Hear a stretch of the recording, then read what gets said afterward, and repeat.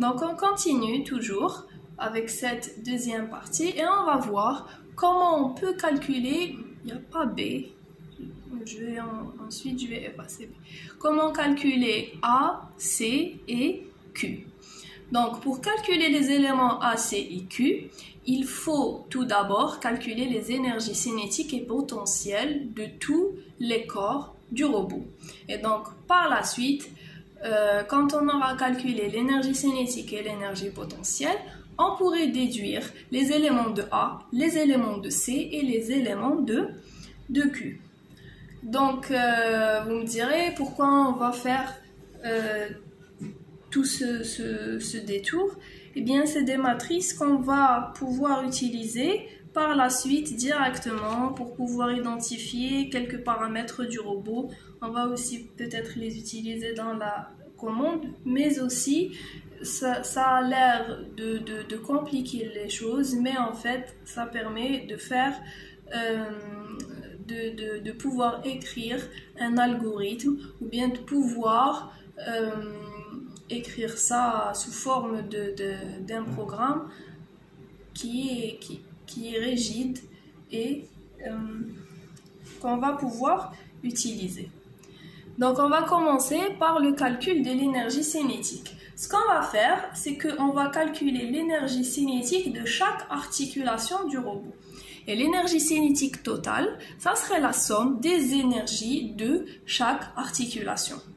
Donc l'énergie cinétique d'une articulation, ça serait l'énergie cinétique de rotation plus l'énergie cinétique de translation, ce qui est décrit par la fonction 9.10. Mais ce qu'il faut comprendre, que puisque on est en train de travailler dans un robot et qu'on a plusieurs repères et que chaque articulation a son propre repère, ce qu'on va faire, c'est que on va calculer l'énergie cinétique de chaque articulation et on va la projeter dans son repère.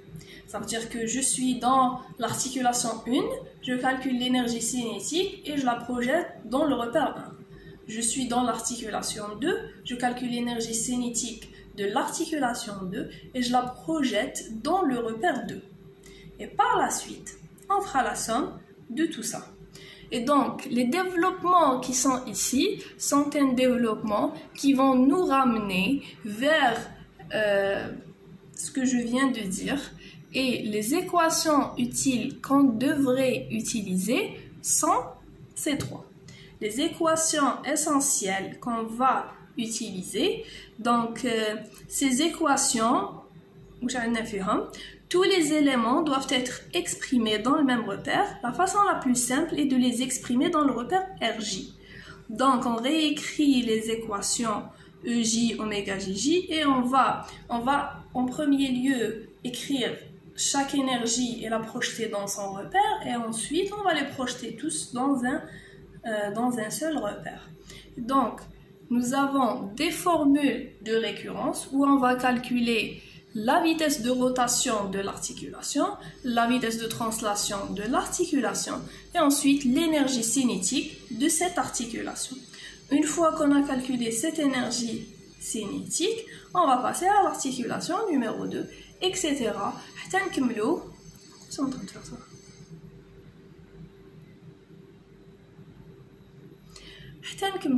Les articulations et au final, on va, à partir de cette énergie cinétique, je vais extraire les éléments de A. Donc ça, c'est pour l'énergie cinétique.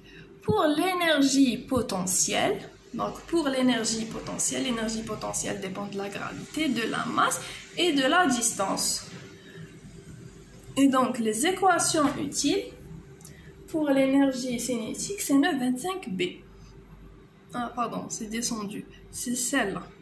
C'est ce qu'on va utiliser pour pouvoir calculer l'énergie potentielle aussi de chaque articulation. Vous voyez ici, nous avons le vecteur de gravité. Ça va être un vecteur en général, pas en général, c'est un vecteur 0, 0 et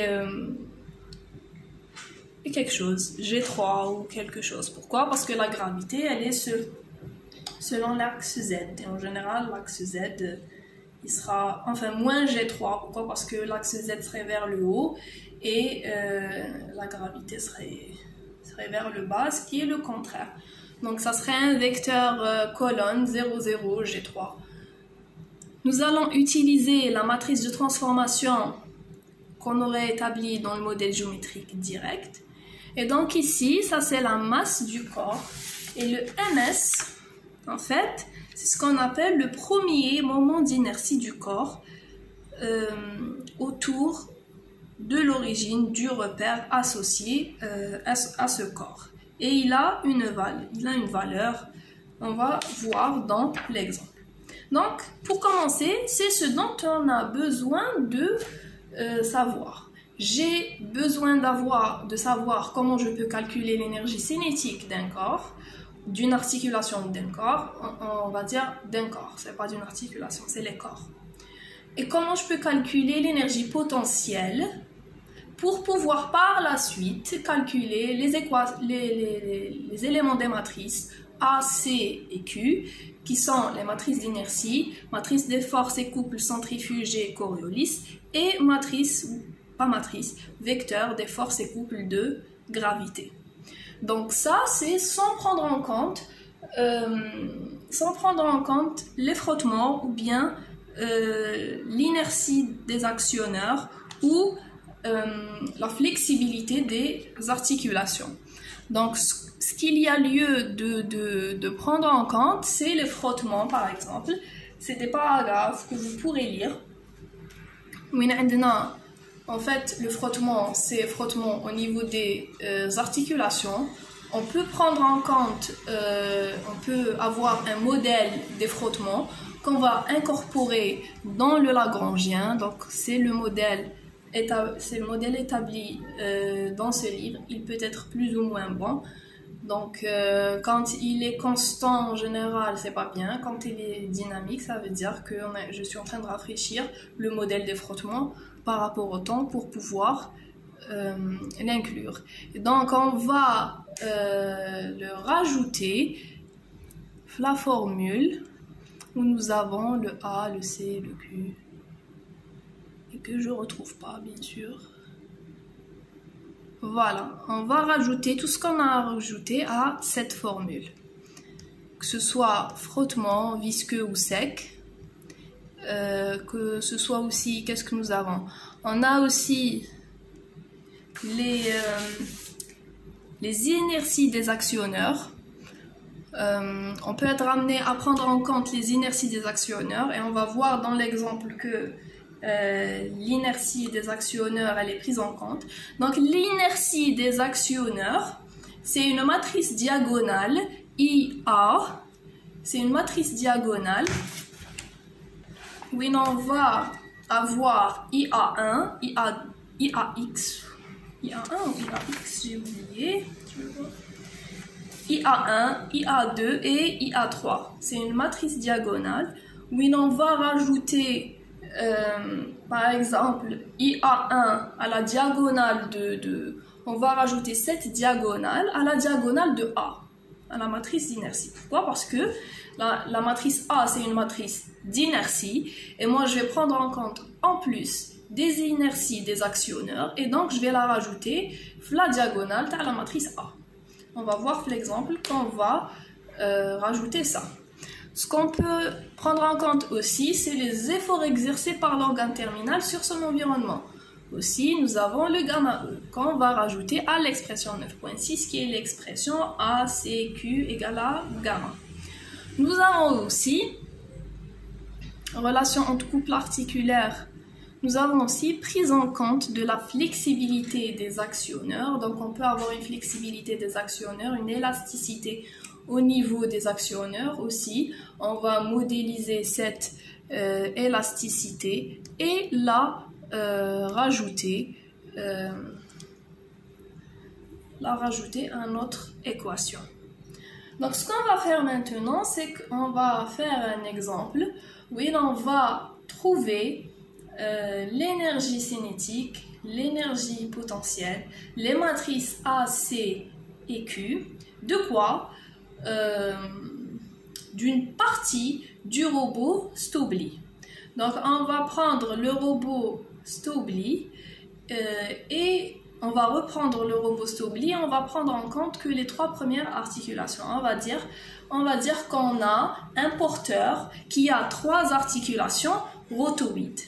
On a un porteur qui a trois articulations rotoïdes qui ressemblent aux trois premières articulations du robot Stobli. Donc on fait ça pour pouvoir bénéficier du modèle géométrique direct qui a été déjà calculé pour ne pas avoir à recalculer tout ça. Et donc ce qu'on va faire, je vais rouvrir, j'ai oublié de l'ouvrir au début, je vais ouvrir le chapitre de Stobli pour avoir les matrices.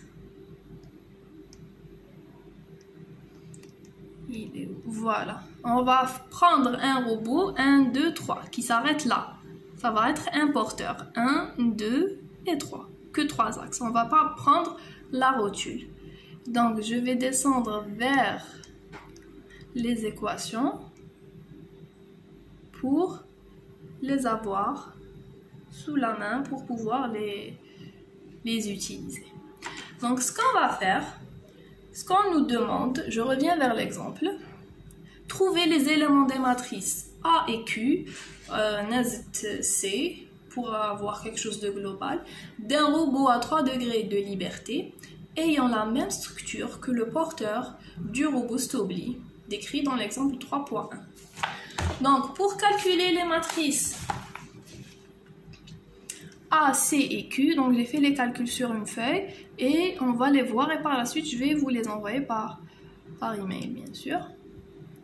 Donc on va revenir vers ça. Pour pouvoir calculer la matrice, je reviens pour lire. Voilà, calcul des éléments de A, C et Q. Pour calculer les éléments A, C et Q, il faut tout d'abord calculer les énergies cinétiques et potentielles de tous les corps du robot. Donc, je mets ma feuille de calcul ici. Voilà.